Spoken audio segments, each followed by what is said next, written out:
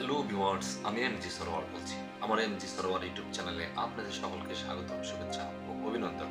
আশা করি ভিউয়ার্স আপনারা সবাই ভালো আছেন। আপনাদের দোয়া ইনশাআল্লাহ আমিও ভালো আছি। আপনার পেটে বদহজম প্রাকৃতিক চিকিৎসার মাধ্যমে খুব অল্প সময় এই বদহজমকে আপনি সমাধান করতে পারেন।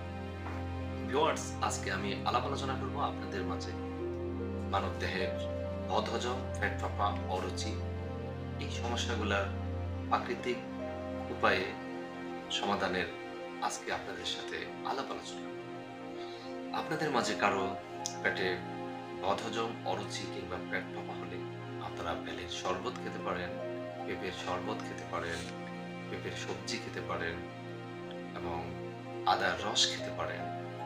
আদাকে ছিলে টুকরো টুকরো করে আদাকে দাঁত দিয়ে চিবিয়ে এর রস খেতে পারেন। বিশেষ করে বদহজম, পেট ফাঁপা, অরুচির জন্য আরেকটি ভেষজ গুণে রসালো ফল সমৃদ্ধ আনারস, আপনারা আনারসের জুস খেতে পারেন, তরমুজের জুস খেতে পারেন, পেঁপের জুস খেতে পারেন। এর পাশাপাশি আপনারা যে আপেল খেতে পারেন। তো ভিউয়ার্স, আজকে আপনাদের সাথে আলাপ আলোচনা করলাম প্রাকৃতিক গুণে ভরা সমৃদ্ধ ভেষজ ফল দিয়ে চিকিৎসা, এবং এই চিকিৎসাটি সম্পূর্ণ পার্শ্ব প্রতিক্রিয়া মুক্ত।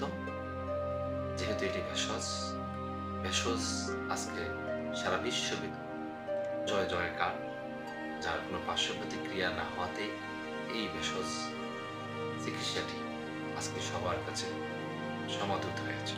ঠিক আছে ভিউয়ার্স, আজ এই পর্যন্ত। আবার আপনাদের সাথে পরবর্তীতে